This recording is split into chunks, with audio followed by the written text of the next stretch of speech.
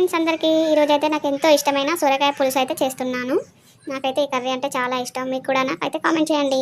ముందుగా ఆయిల్ వేసుకొని తర్వాత జీలకర్ర, ఉల్లిగడ్డ, పచ్చిమిర్చి అయితే వేసుకొని కలుపుకోవాలండి ఆయిల్లో. అవి కాస్త మగ్గేదాకా అలా కలుపుతూ ఉండాలి, మాడిపోకూడదు. అవి మగ్గిన తర్వాత అందులోకి మనం ముందుగా కట్ చేసి పెట్టుకున్న ఫ్రెష్ సొరకాయ ముక్కల్ని అయితే అందులో యాడ్ చేసుకోవాలి. యాడ్ చేసుకొని అవి ఇవి కలిపి మూత పెట్టుకోవాలండి మగ్గేదాకా. ఇప్పుడే అల్లం పసుపు వేస్తే ఏంటంటే అడిగంటిపోతుంది. కాసేపు సొరకాయ ఇట్లా మగ్గిన తర్వాత మనం అవి వేసుకోవాలి. ప్రస్తుతం అయితే సొరకాయలు అయితే వేసుకున్నాను. కలపాలి ఇప్పుడు. మంచిగా కలుపుకోవాలండి ఆయిల్లో. మంచిగా కలిపిన తర్వాత మూత పెట్టుకోవాలి. ఒక 5 మినిట్స్ తర్వాత వేస్తే కొంచెం మగ్గి ఉంటాయి సొరకాయలు. అందులో కాస్త పసుపు, కాస్త అల్లం అయితే వేయాలి. వేసి మంచిగా మిక్స్ చేసి పెట్టాలి. మిక్స్ చేసి మళ్ళీ మూత పెట్టుకోవాలి.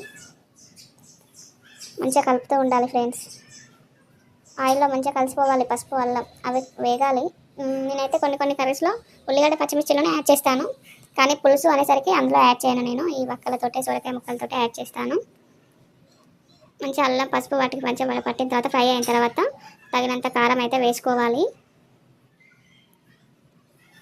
కారం వేసుకొని మంచిగా కలుపుకోవాలి ఫ్రెండ్స్.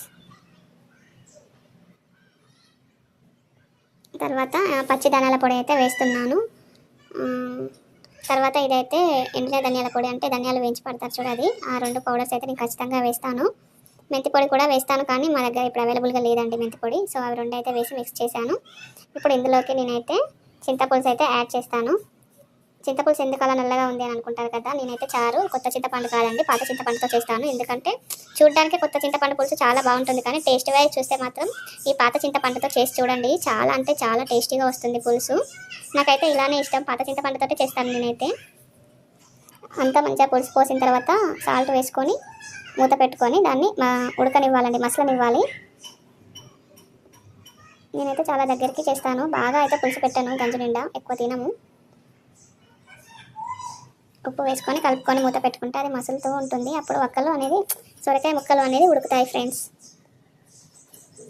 మంచి అలా అది బాయిల్ అయ్యే కొద్దీ కారం ఉప్పు అన్ని మసిలి ఆ పులుసులో మంచి టేస్ట్ అనేది వస్తుంది ఈవెన్గా. మంచిగా చాలాసేపు ఉడకనివ్వాలి ఆ పులుసుని, చిక్క గ్రేవీ లాగా రావాలండి. ఇప్పుడు చూస్తున్నారు కదా వీడియోలో, చాలా అంటే చాలా చిక్కగా వస్తుంది పులుసు. వాటర్ ఉంటే తినాలనిపించదు కదా. చారు ఎప్పుడు కానీ కొంచెం తిక్కగానే ఉండాలి.